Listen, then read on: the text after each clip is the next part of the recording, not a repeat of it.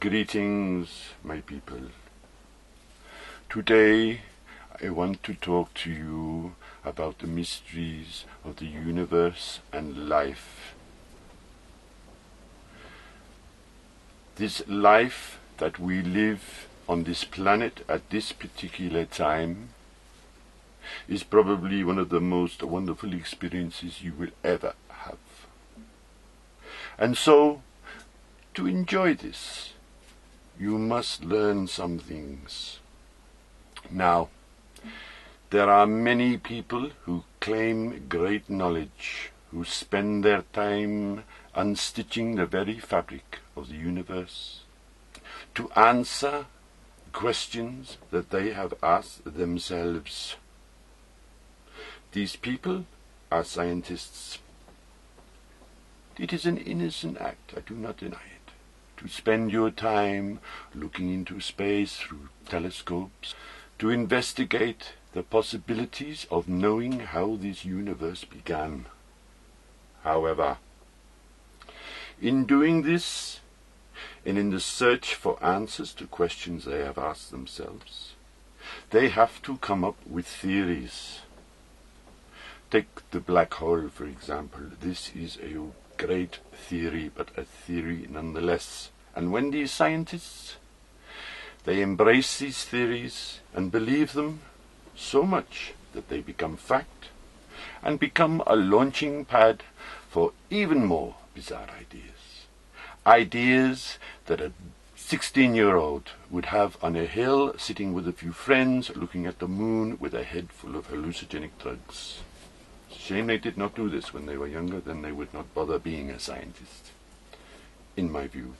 Now, there is one factor, or many factors actually, but one factor that I can come up with, that these scientists are ignoring, and that is the factor that it doesn't fucking matter.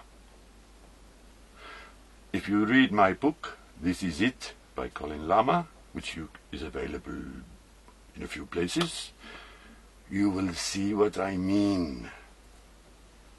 Because, my people, science is searching for something. Like a lot of people are searching for happiness and balance, science is looking for the answer. And in doing so, it perpetuates a knowledge and a false understanding from which they make amazing discoveries. These discoveries have led to some of the most devastating events on this planet. A certain Professor Richard Dawkins contacted me one day, or his producer contacted me one day. Excuse me, the great God man would not contact anybody directly because nobody is speaking to him because he is such a dickhead. She contacted me and told me that Professor Richard Dawkins is making a film about religion and would I be interested in becoming part of this film? I said, why is he making a film about religion? He does not believe in religion, he is a scientist. She had no answer for this, but I thought, why not? I like to be on the television. You make me famous. Who knows? And spread the word of Hinduism, which is the most important thing to me, of course. This woman was a charming lady. I suspect she had quite a big bottom because she had a very big masculine type jacket that was unsuccessfully attempting to hide her big ass that was encased in a pair of trousers the size of 2 small zeppelins. This woman said to me that Professor Richard Dawkins would simply like to ask me some questions about Hinduism. I agreed. What can I say? When I first saw Richard Dawkins, I was absolutely stunned. The boyish charm had replaced this repulsive-looking creature in a wheelchair that could speak like a talking doll with bugged batteries.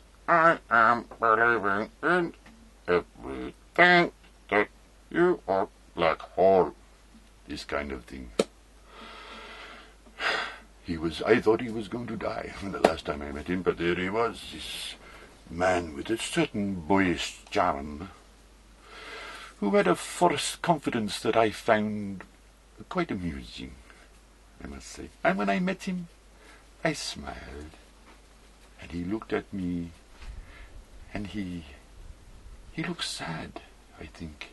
Maybe he was just overwhelmed by at last meeting me. Maybe, I don't know. I suspect not. So I began to laugh, as I do when I see amusing things, and I must say that Richard Dawkins is a very amusing-looking man. His sense of dress is very strange. He should realize, even though he spends all of his life looking into the stars and looking through microscopic beings to find answers to questions, he has never taken the time to look in the mirror. If he did, he would probably notice that jeans do not look good on a man of his age. So, when we began the interview, Richard Dawkins began by saying to me, "So, who is this God Bindu then?" It seemed to me that he was behaving like a drama queen confronting a partner about something that had not happened the night before. I responded. I said to Professor Richard Dawkins, "I have no fucking idea." "Oh," he said, "so the Bindu God doesn't exist then?" I said, "I don't think so, no." "But," he said to me, "so what is Binduism?" I said to him that Binduism is a belief system that is prepared to believe anything, unless a man or a woman has written it. This leaves an open mind, because you do not believe anything that humans say to you or anything that is written by human. Your mind is completely free to accept everything in natural life. This he found puzzling. "So," said Mr. Dawkins, "you think information is bad?" "I did not say this. I did not say this. You said this," I said to him. "All information is not bad. Direct experience information is good. But information that is given to you by a third party is not good." This made Professor Dawkins uneasy. He shuffled in his seat, and then he thought for a while. As my words fermented in his mind, I could see the scientist in him completely becoming confused and rejected everything I said because it could not be scientifically proved. I firmly believe that the likes of Professor Dawkins has a serious problem.